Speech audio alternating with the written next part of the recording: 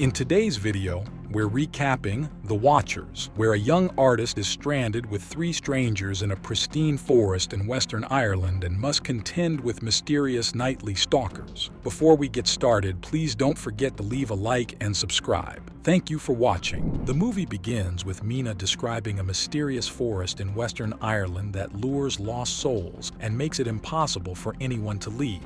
A man named John is running through a forest, but he keeps ending up back at a sign that says "Point of No Return." Despite trying various methods to escape, an unidentified creature suddenly appears and takes him out of there. Mina works at a pet shop. The owner of the shop has asked Mina to take a golden conure to a zoo near Belfast. She takes the bird to her home so that she can take it to the zoo the next day. At night, Mina dons a wig and slips into a local pub, where she adopts a new persona and keeps her true identity and occupation a secret while engaging in conversation with a man. She enjoys the occasional opportunity to glam up without any particular occasion. The following day, Mina finally starts her journey to the zoo. She stops at a gas station where the wall contains posters of missing persons. While driving, Mina was thinking about his mother, who died 15 years ago. Still depressed, Mina somehow reaches to that mysterious and forbidden forest. Everything stopped working. Her phone, the radio running in her car, even the car itself. Mina also appears in front of the "Point of No Return" sign. She starts walking along with the conure in her hand, thinking someone is near to help her.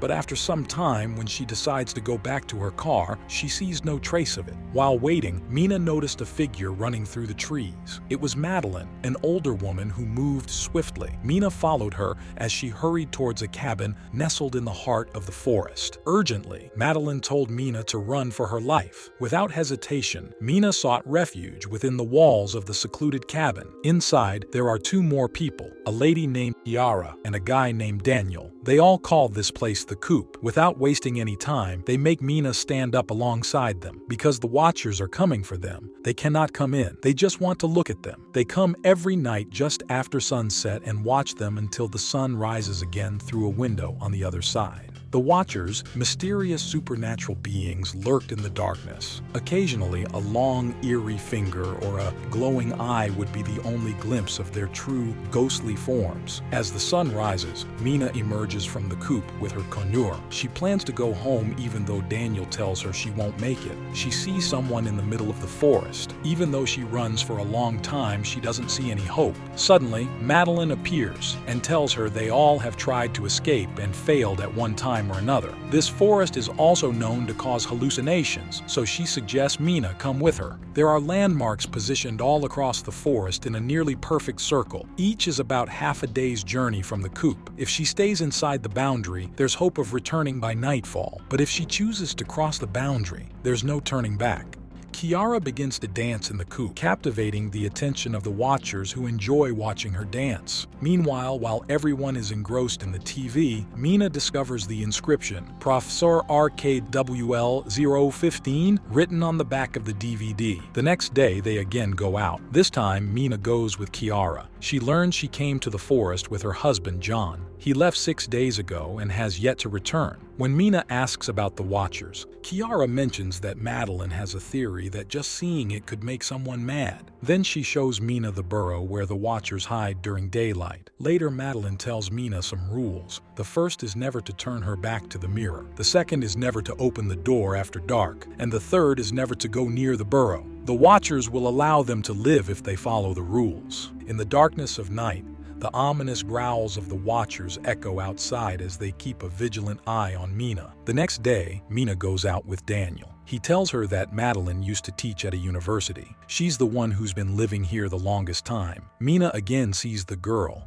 who's now looking at her directly. Mina tells Daniel that she doesn't believe Madeline and doesn't want to abide by her rules. So, with Daniel's help, she goes inside the burrow to see what's actually going on. Mina stumbled upon some unexpected items in the burrow. While searching, she noticed an approaching figure and quickly called for Daniel to help her out. She managed to bring some of the found objects with her as they hurried back to the coop. Daniel set up surveillance using the camera Mina had discovered in the burrow to keep an eye on the mysterious Watchers. Everyone hears someone banging at the door and notices the legs of a person through the surveillance camera. Despite the person claiming to be John, Madeline is convinced that it's a trick, as she believes that no one can survive after the sun rises due to the threat from the Watchers. Despite Kiara's insistence that the person might really be John, Madeline refuses to open the door, convinced that it's a trap.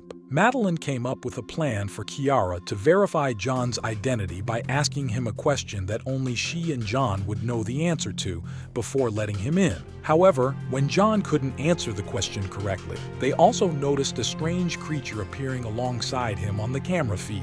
At that time, the Watchers break the camera and start breaking the glass window of the coop. The following day, Madeline discards all of the items that Mina had taken into the burrow. The Watchers are seen moving inside the burrow. Mina often recalls the moments she spent with her mother. On one particular occasion, Mina was misbehaving in the car, demanding her mother's attention while she was driving. Unfortunately, this distraction led to a tragic accident that took her mother's life. They still do the same thing in the forest every day. Mina marks some trees. Kiara hasn't been out much since the incident with her husband. While Mina is doodling on the ground, Kiara suddenly disappears. Everyone goes out to search for her, but Mina finds her near the burrow, thinking her husband is inside it. Meanwhile, Daniel tied up Madeline because he didn't want to follow her rules anymore. Then, he ran and locked himself and Kiara inside the coop, not allowing Mina and Madeline to enter. As a result, Mina and Madeline had to hide in the shrubbery. At last, the Watcher arrives. So many of them gather in front of the window.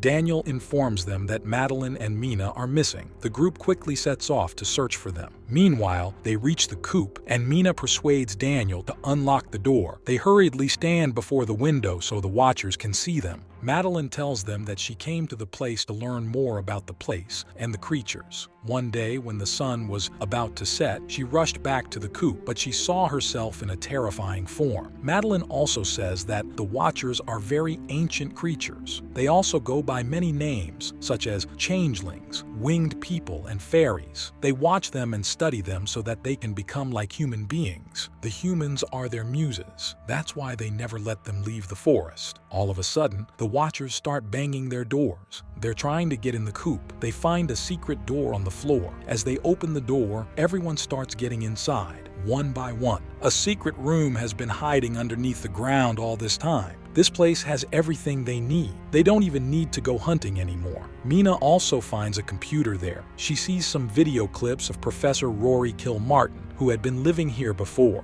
Kilmartin details his research into Irish folklore, and as part of it, he built this cabin to hide and observe the Watchers. He created videos discussing these mysterious creatures and his encounters with them. In the video, he revealed how these entities had gained control over his actions. Additionally, he lured men from various villages who had no family ties. Each evening, he persuaded them to dine outdoors while stealthily retreating into the underground shelter, sealing the entrance and listening as their cries gradually faded. Professor Kilmartin even caught one of them while doing his research. He spent almost 300 days here. He says in his last video that if one is here, he should use a boat that he left to escape from here. Then, he has to follow the birds and go to his office at the university. He has to destroy everything he can find. Hearing all that, they plan to go tomorrow. The next day, they all start a mission to leave this mysterious forest. When they're about to cross the boundary, Mina lets the conure fly so that they can follow its lead.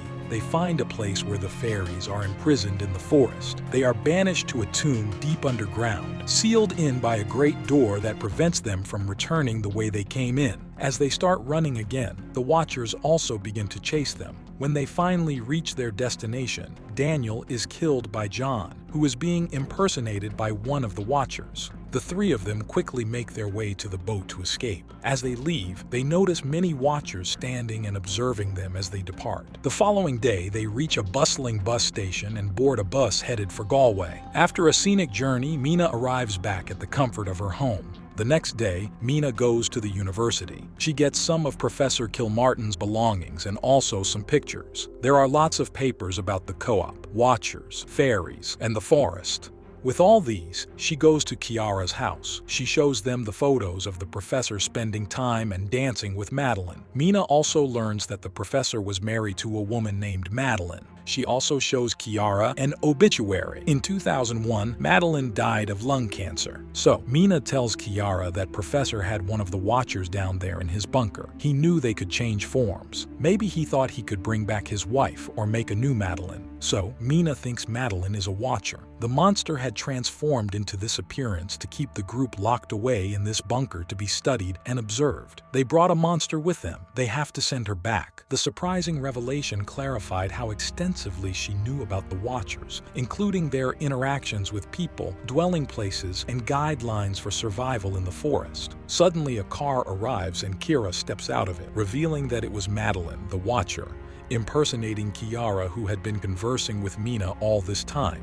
As the real Kiara enters the house, Madeline hits her on the head, knocking her unconscious. The Watcher appears in front of Mina in different forms, explaining that the Watchers were once gods. The Watcher now appears as Madeline and tells Mina that she was an outcast among other Watchers because she was slightly different from birth, able to walk in daylight and having deformities. When the professor came to the forest, she thought he would help her. Instead, he tried to shoot her, leaving her no choice but to kill him. In the next scene, the Watcher, appearing as Mina, plots to kill the real Mina to assume her appearance and move freely. However, Mina surprises her by revealing that she is a halfling, a unique being that is half Watcher and half human. Halflings possess the ability to experience all human emotions. This revelation triggers an emotional response in Madeline, causing her to undergo another transformation, exposing her true form, complete with wings before quickly escaping. At the movie's conclusion, Mina recounts the entire story to her twin sister, Lucy. Madeline continues to watch over Mina, who is now roaming around as a young girl. The film sets the stage for a potential sequel, which is exciting for fans. There's potential for the characters to delve into Kilmartin's research and follow new leads, with the story leaving room to explore Madeline's experiences as she adapts to life in the human world.